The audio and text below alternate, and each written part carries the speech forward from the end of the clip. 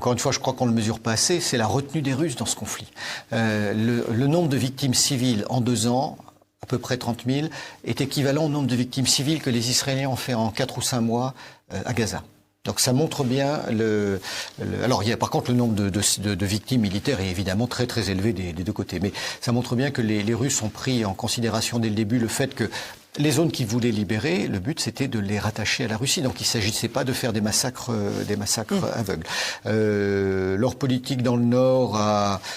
Vu qu'elle n'a pas duré tellement, puisqu'au bout d'un mois et demi, ils se sont retirés de la région de Kiev, ça s'est pas non plus traduit par des, par du carpet bombing et de la destruction partout où ils sont passés. Donc, on doit avoir cette idée-là. Et malgré les frappes aveugles que déclenchent un certain nombre d'unités ukrainiennes, où là, ils visent délibérément des villes comme Belgorod ou des immeubles à Moscou, il n'y a jamais eu de réaction de même nature côté russe.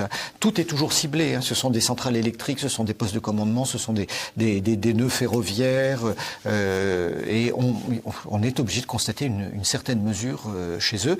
Et de la même manière, être un prisonnier en situation de guerre n'est jamais très agréable, surtout quand on a identifié que vous appartenez à une unité qui a fait quelques exactions, et ça c'est valable des 2 côtés. Mais la façon dont on voit les désertions et dont sont traités les prisonniers ukrainiens par l'armée russe est quand même là aussi beaucoup plus, je dirais, humaine que ce qui se passe côté ukrainien.